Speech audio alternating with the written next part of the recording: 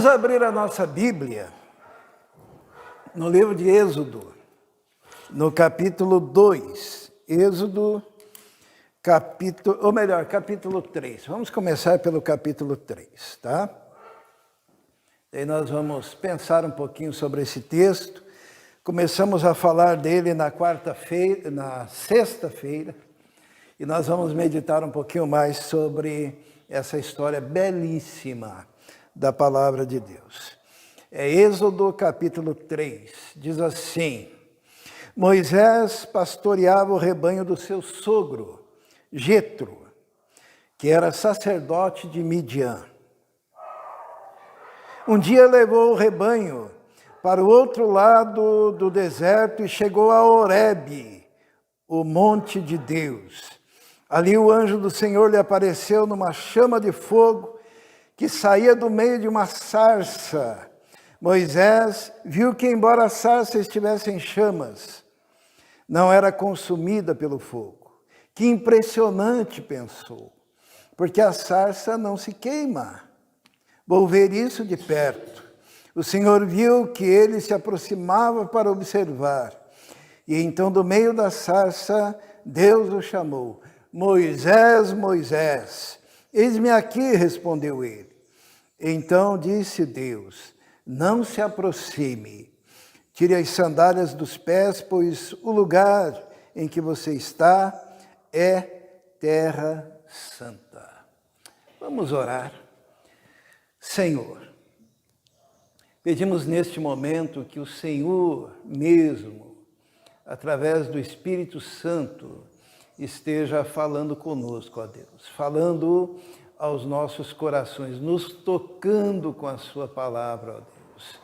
Que o Senhor mesmo esteja andando no nosso meio, que o Senhor mesmo esteja iluminando a nossa mente, o nosso coração, para compreendermos, Senhor, a tua palavra. Toca-nos, ó Deus, toca-nos profundamente com a tua santa palavra.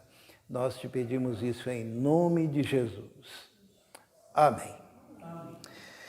Muito bem. Na sexta-feira, nós mencionamos um pouquinho sobre Moisés, né? Moisés, ele foi retirado do rio, por isso que o nome dele é Moisés, retirado do Nilo, né? Um colega meu da faculdade, ele falou assim, mas Moisés tem um nome egípcio. Moisés tem, porque Moisés é que nem Ramsés, ou, né, quando tem o Sés no final, indica um nome egípcio. E vocês dizem que ele era judeu, e aí já se prova. Ele mostrou lá, acho que uma revista super interessante, como nós, os cristãos, estávamos errados, porque Moisés, na verdade, era um egípcio. Daí eu falei para ele, ora, quando era um bebê foi colocado num bercinho lá, num lugarzinho para ir pelo rio Nilo. E foi a filha do faraó que viu, olhou, resgatou e deu um nome. Lógico que ela ia dar o nome egípcio, né? Que significa retirado do Nilo. Porque o nome egípcio tinha que ter o nome de algum deus. Certo? E não sei se os irmãos sabem que o Nilo é um deus egípcio, né? Na época, os egípcios adoravam muitos deuses. Dentre eles, adoravam o rio. Então, Moisés tinha o nome de um deus egípcio, Nilo, porque ele foi dali retirado. E tinha o nome egípcio porque ele foi levado para o palácio. Muito embora tivesse tido o privilégio de ser educado pela sua própria mãe, como escrava, mas ele estava sendo preparado para ser faraó. Tanto que ele estudou tudo que havia de melhor no Egito. Moisés estudou botânica, Moisés estudou direito, Moisés estudou medicina, tudo aquilo que fazia parte da ciência da sua época. Moisés, desde pequenininho, foi estudando. E ele era uma pessoa hiper preparada. E eu comentei com os irmãos que, mesmo ele sendo preparado para ser um grande líder, ele fez uma Não fale. Ele fez uma burrada. O que ele fez? Um dia ele estava andando ali e viu um hebreu sendo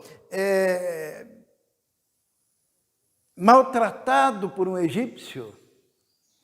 E ele olhou, ficou indignado. Vamos ler o texto. Está no capítulo 2, no versículo 11. Diz assim. Todos encontraram? Êxodo 2, 11. Diz assim. Certo dia, sendo Moisés já adulto, foi ao lugar onde estavam seus irmãos hebreus e descobriu como era pesado o trabalho que realizavam.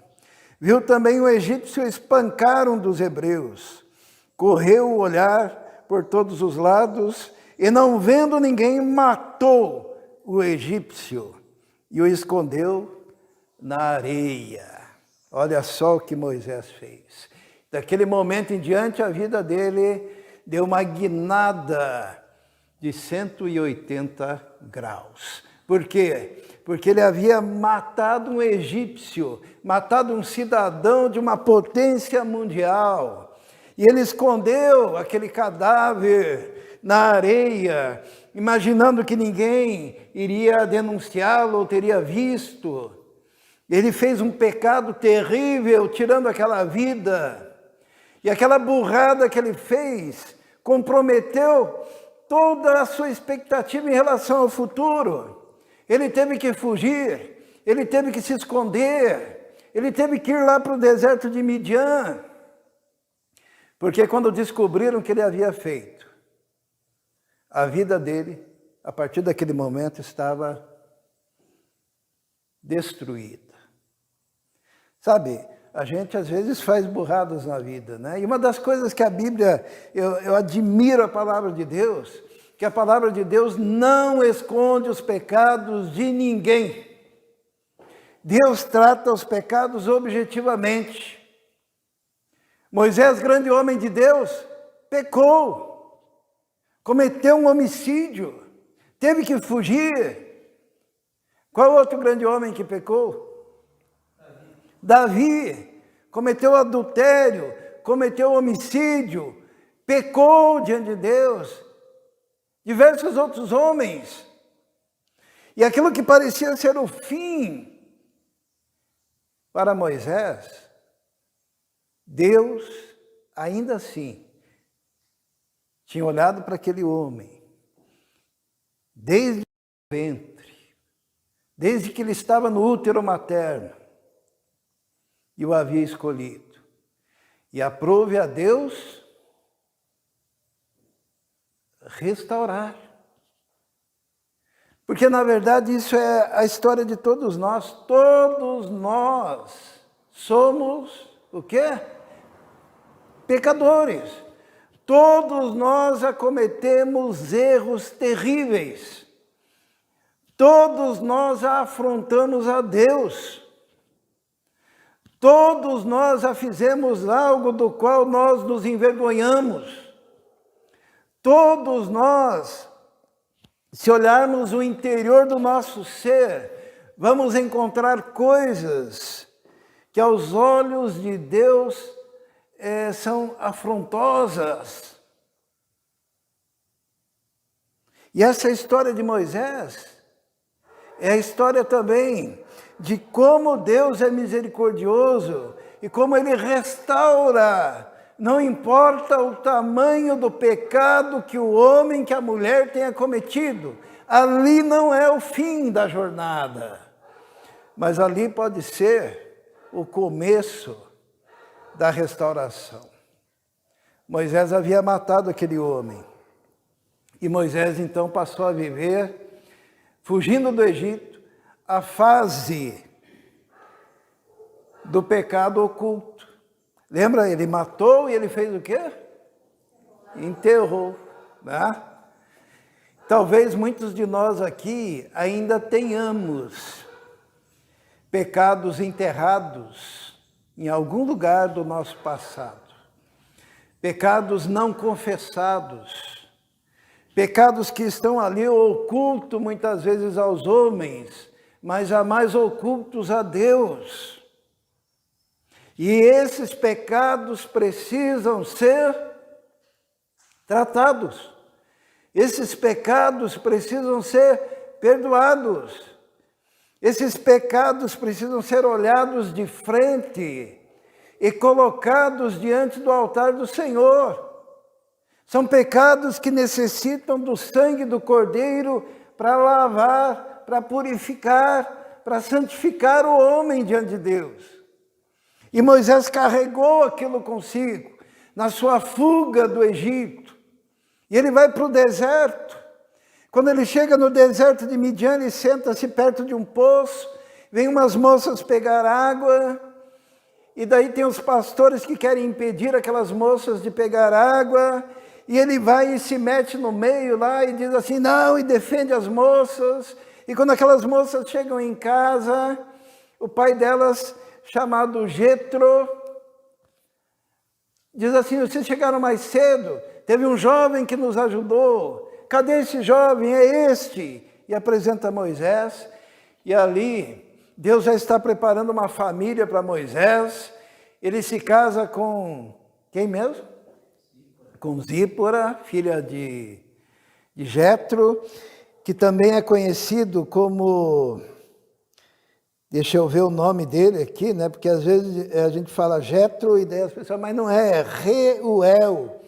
Na verdade são esses dois nomes, do sogro de Moisés, e ali ele se torna pastor das ovelhas do sogro. Eu até brinquei, a pior coisa para uma pessoa é trabalhar para o sogro, né? Imagine. E o que acontece ali naquela situação? Ele, que tinha tudo, todo o estudo da medicina, do direito da sua época, né? Da botânica, de toda a ciência do Egito. Ele era um gestor, Fernanda? Um administrador, cara preparado para ser rei. E Deus pega ele e diz, olha, você está preparado para tudo, mas agora eu vou te preparar para ser meu servo. Sabe, muitas vezes Deus tem que derrubar o indivíduo até a situação aparentemente mais baixa. Uma pessoa hiper preparada, se colocando na condição de um pastor de ovelhas. E Deus assim vai moldando o caráter daquele líder, porque aquele líder precisava ser transformado. Sabe, aqui a gente aprende que você pode ter toda a cultura do mundo. Você pode ter toda a capacidade do mundo. Você pode ter todo o preparo do mundo. Mas se você não teve ainda o preparo feito pelas mãos do Senhor, se você ainda não foi moldado pelo Senhor, que você ainda tem pecados escondidos lá na areia, enterrados, se você ainda não tomou aquela posição firme diante do Senhor, você ainda não está preparado para ser usado pelo Senhor. Quanto tempo demorou para que Moisés pudesse ser usado por Deus? Os irmãos sabem? A vida de Moisés se divide em 3 partes. 40 anos no palácio, no Egito. Né? 40 anos. Acho que é mais do que a maioria tem aqui, né? Daí ele foge, e são mais 40 anos no deserto. De Midian, né? Apacentando as ovelhas do sogro. Com quantos anos Moisés começou mesmo o seu ministério? Com 80 anos. Ministério que durou mais 40 anos. Até ele morrer, no final do seu ministério, passar o bastão para Josué e ser enterrado pelo próprio Deus. Porque a Bíblia diz o quê? Que Moisés, daí ó, para que não reste dúvida para os irmãos, a Bíblia fala que Moisés morreu, tá? Tem gente que acha que Moisés não morreu. Moisés morreu e o próprio Deus o enterrou. E ainda no livro de Judas, lá no Novo Testamento, é confirmado que Moisés morreu porque o diabo estava lutando para conseguir o corpo de Moisés, o corpo de Moisés. Possivelmente para colocá-lo como objeto de adoração, né, daquele povo, porque Moisés era o maior profeta levantado entre os judeus, e teve até uma comparação ali, porque a promessa que aparece no Antigo Testamento, que Deus levantaria um profeta igual Moisés, que seria o Salvador, né? Que viria um dia, e veio muito tempo depois. Mas Moisés precisava ser trabalhado, preparado. E eu gosto, vamos ler lá no capítulo 3, como é que foi esse preparo. Então tem a fase do pecado escondido. Se você estiver nessa fase do pecado escondido, pode desenterrar esse pecado e colocar diante de Deus, porque Deus sabe. Você pode esconder de todo mundo, mas Deus sabe, e isso precisa ser tratado. Mas daí tem esse daqui, ó, no versículo... no capítulo 3, versículo 1, diz que Moisés pastoreava o rebanho do seu sogro Jetro, que era sacerdote de Midian. Um dia levou o rebanho para o outro lado do deserto, chegou a Horebe, monte de Deus. Ali o anjo do Senhor lhe apareceu numa chama de fogo que saía do meio da sarça. Moisés viu que, embora a sarça estivesse em chamas, não era consumida pelo fogo. Que impressionante, pensou. Porque a sarça não se queima. Vou ver isso de perto. É interessante o jeito que Deus trabalhou com Moisés nessa fase, que é a fase da restauração, porque Deus, ele chamou a atenção de Moisés. Deus criou algo inusitado e Moisés estava passando e Moisés olhou, ficou atento, percebeu que aquela sarça ardia em fogo, mas não se consumia, era algo estranho, e ele ficou impressionado e pensou, eu vou mais perto para ver o que está acontecendo. Deus chamou a atenção de Moisés, sabe? Deus pega e faz algo para chamar a atenção, para que você se desperte para Deus, para que você pegue e se mova na direção de Deus.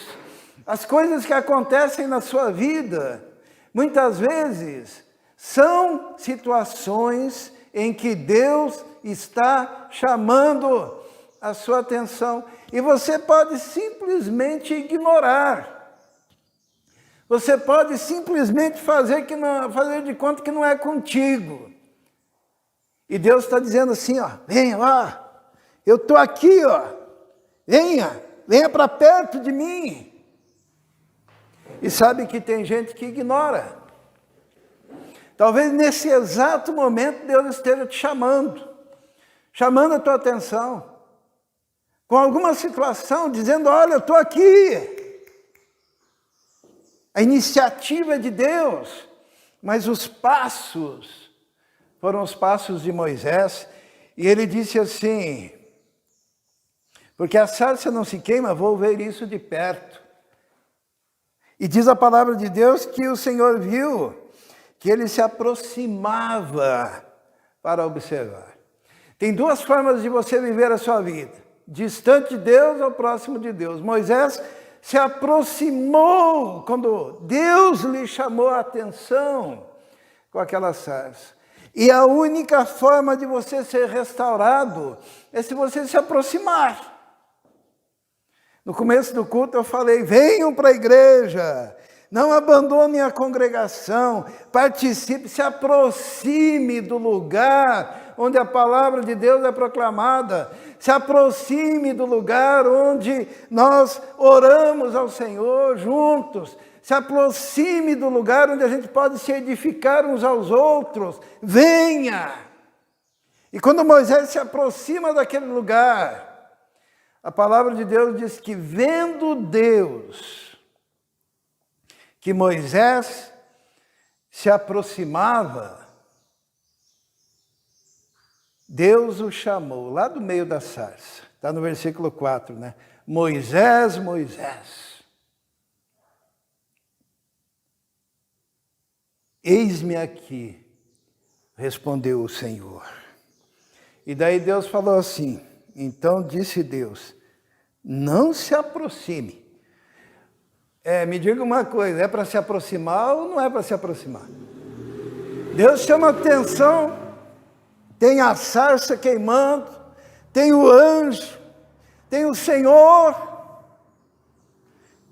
E Moisés vê, e Moisés começa a se aproximar. E quando ele vai se aproximando, Deus diz assim, Moisés, Moisés, não se aproxime. É para se aproximar ou não é para se aproximar? Mas Deus quer que a gente se aproxime. Sabe qual que é o problema? É que existe uma tensão aí, sabe? É uma tensão que Moisés cometeu esse pecado muito tempo depois.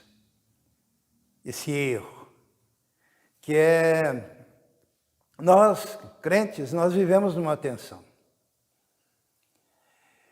Deus nos ama, certo? Deus nos acolhe, certo?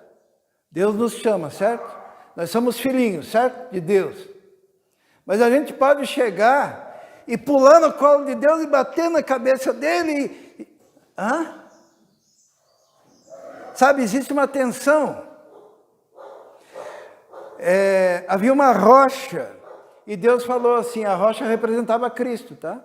Deus falou assim para Moisés, muito tempo depois, toque na rocha, porque o povo quer água, e sairia água da rocha, era para tocar. O que ele fez? Ele bateu. E culto tem essa característica, sabe? Tem igrejas aí que dizem para o povo assim, na hora do culto, arrebentem a rocha. O que seria isso? É uma irreverência. É um tal de pular no colinho do papai. É um tal de gritar, de espernear, de se jogar. Porque afinal são filhinhos do papai. E Deus está dizendo assim, opa, venha sim, mas seja reverente, tá? Seja cuidadoso, guarda os teus pés quando entrares na presença de Deus, porque Deus é santo. Santo, santo. Isaías, ele teve a oportunidade de ver o trono de Deus. E quando ele viu o trono de Deus, ele viu os serafins. Ele viu o louvor contínuo que dizia santo, santo, santo é o Senhor dos exércitos. Ele viu as orlas das vestes do Senhor enchendo o templo e a fumaça da santidade da presença de Deus. Isaías viu. E daí ele correu e se jogou no colo do rei. Não? O que ele fez? Ele disse, ai de mim, pecador, um homem de lábios impuros, que habita no meio de um povo de impuros lábios, e os meus olhos viram o Senhor.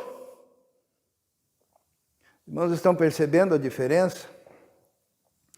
Nós vivemos hoje, infelizmente, uma época em que isso tem havido um descuido na reverência no culto.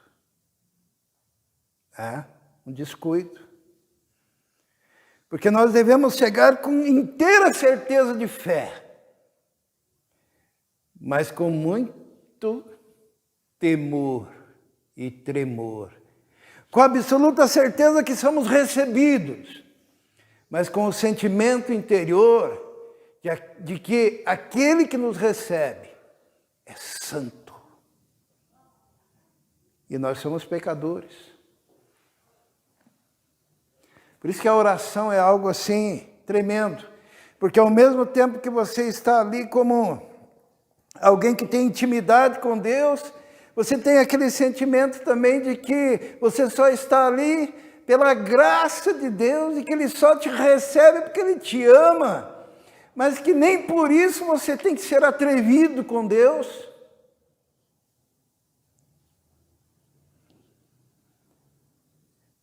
Deus chamou a atenção de Moisés, e Moisés se aproximou da sarça e Deus falou: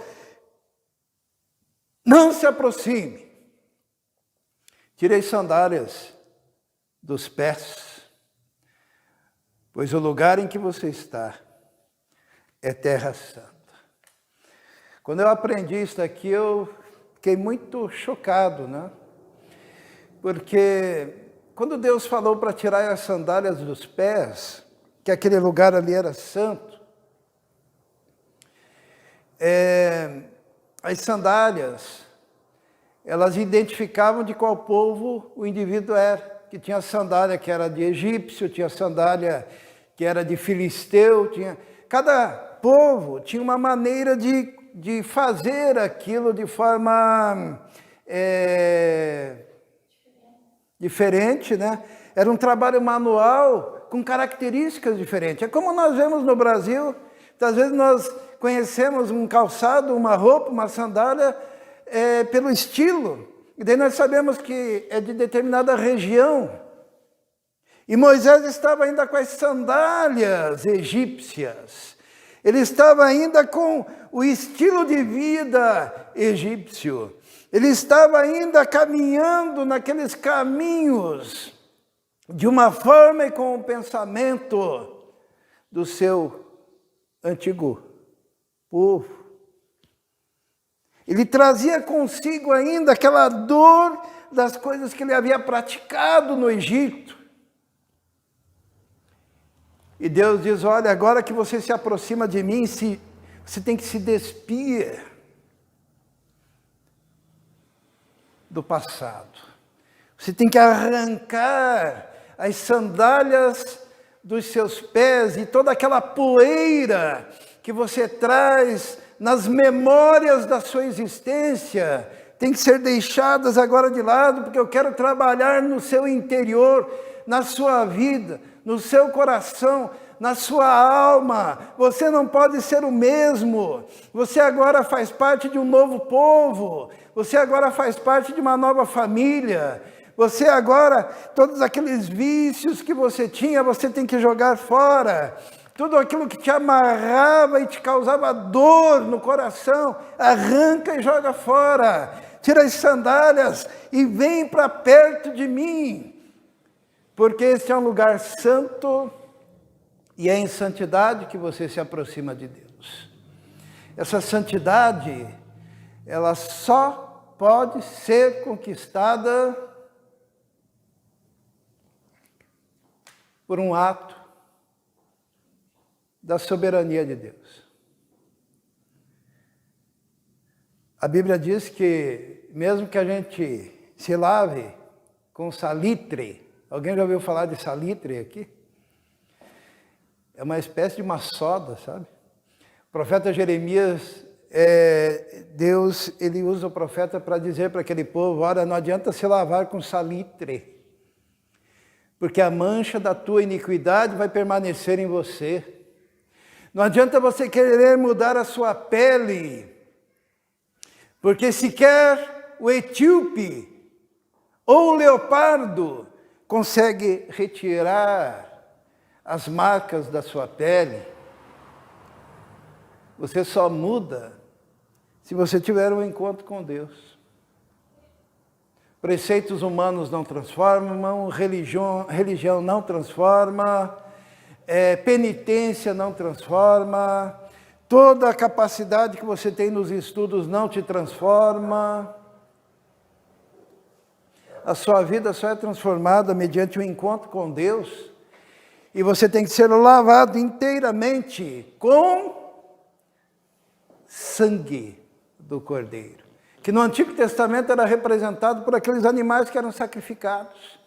Mas ali estava a ideia de que sem derramamento de sangue não há remissão de pecado.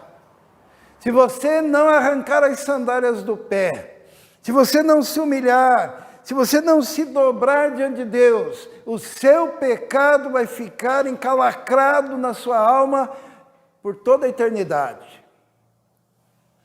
Mas se você tiver um encontro com Jesus, um encontro com Deus, e você se arrancando do seu corpo as marcas do teu passado, pelo arrependimento e fé, se você fizer isso, aí sim a sua vida pode ser verdadeiramente transformada.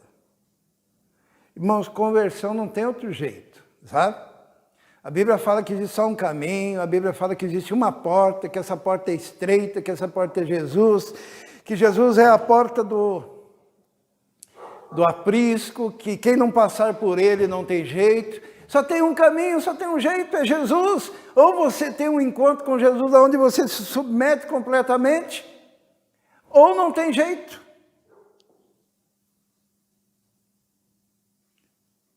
Legalismo, religiosidade, vaidade, orgulho, estudos, títulos, dinheiro, nada vai resolver.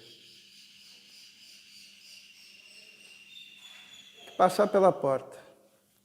Tem até alguns que dizem que a porta do céu, ela é bem baixinha e estreitinha. Você sabe por quê? Você vai ter que... isso daqui é só uma metáfora, tá? Isso é, você vai ter que passar por ali, só você. As cargas têm que ficar, os pecados têm que ficar, as boas obras têm que ficar para trás. Você entra só pela misericórdia e clamando por um nome, que é o nome de Jesus, que é o único que pode salvar. Moisés chega lá diante do Senhor e o Senhor diz: arranca as sandálias, lugar que pisa a terra santa. E daí, a terceira fase é o chamado de Deus. Deus diz assim: olha, eu vi que meu povo lá está sofrendo. Deus fala para Moisés: o povo está como escravo. E no versículo 10, que Deus diz para Moisés? Capítulo 3, versículo 10. Vá, pois agora, eu o envio ao faraó para tirar do Egito o meu povo, os israelitas. Irmãos, todo mundo que se converteu vai ter um chamado, tá? E se você não está obedecendo ao teu chamado, você está em pecado. Deus te chama para alguma coisa, para a obra de Deus, para fazer na igreja do Senhor, para fazer nesse mundo. Moisés foi chamado ali. E o chamado de Moisés é terrível, né? Porque o Egito era uma potência mundial. E Moisés era o quê? Um fugitivo, que havia matado um egípcio e que morava no deserto. E qual foi a ordem de Deus? Vai lá e fale com o faraó. E diga-lhe, Deus mandou vir para libertar esse povo. Esse povo que dava dinheiro, né? Esse povo que era escravo, esse povo que era condenado, esse povo que gemia, que sofria, que dava lucro para aquela nação. Imagine hoje, no Brasil, por exemplo, Deus levanta um profeta, um homem de Deus, talvez o mais desconhecido, como era Moisés, lá do deserto, um pastor de ovelhas, e diz, olha, vai lá diante do rei, do presidente, e diga, Deus mandou libertar o povo. Precisa ter fé? Moisés daí se depara com uma coisa, que está no versículo 11, ele diz assim, Moisés, porém, respondeu a Deus, quem sou eu para apresentar-me ao faraó e tirar os israelitas do Egito? Quem sou eu? Foi bom ele dizer isso ou não? Foi porque ele sabia que ele estava vivendo, né? Ele, Eu acho que era difícil.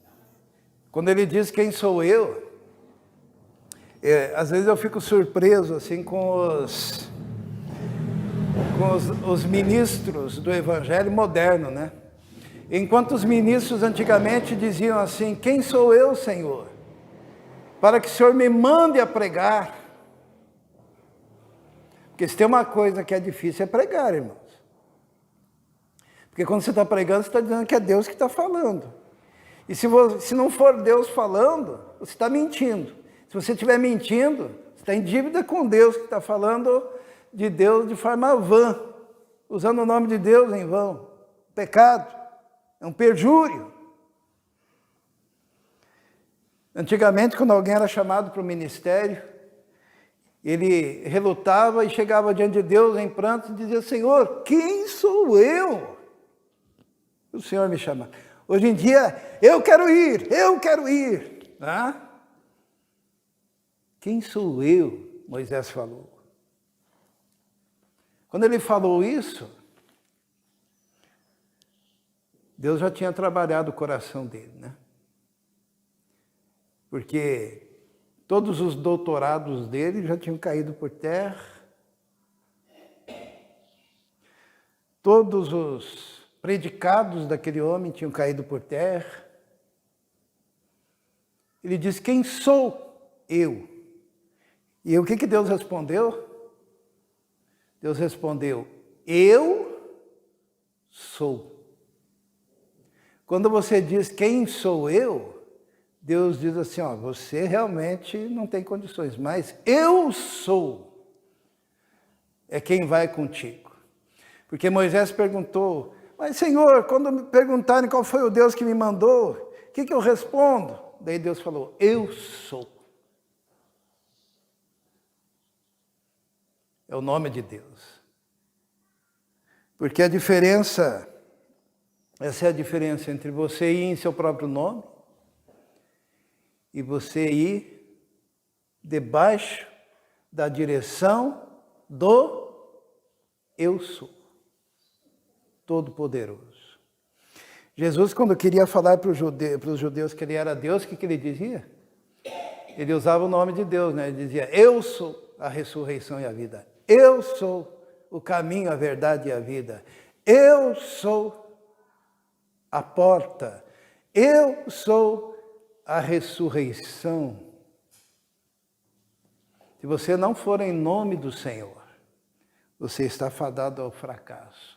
Moisés, ele disse, Senhor, mas eu sou gago, eu não sei falar, sou pesado de língua. Eles não vão acreditar em mim. Mas se você teve um encontro com o Senhor, a única coisa que você tem que fazer é obedecer. E para nós encerrarmos no capítulo 5, versículo 1, diz assim, depois disso Moisés e Arão foram falar com o faraó e disseram, assim diz o Senhor. Eles obedeceram. Eu queria, irmãos, encerrar perguntando a você, em qual fase você está? Você está na fase do pecado enterrado na areia?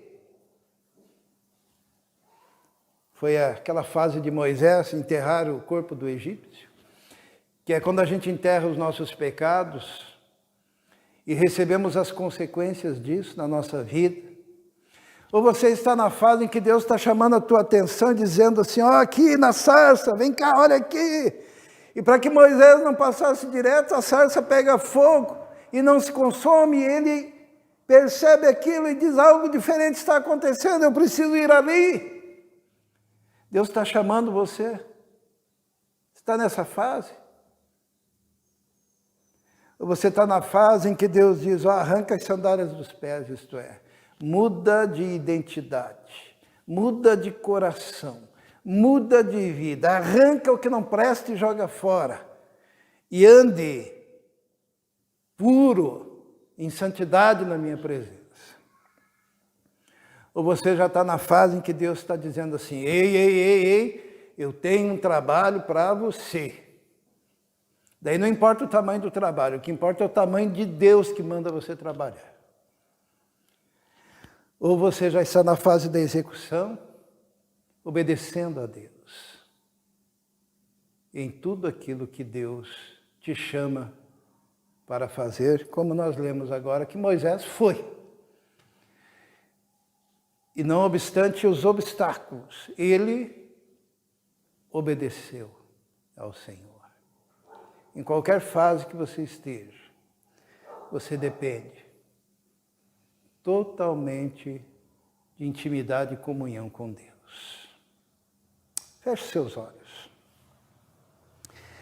Senhor nosso Deus, nós só queremos te obedecer. Nós só queremos caminhar contigo. Nós só queremos ser cheios do teu Espírito Santo.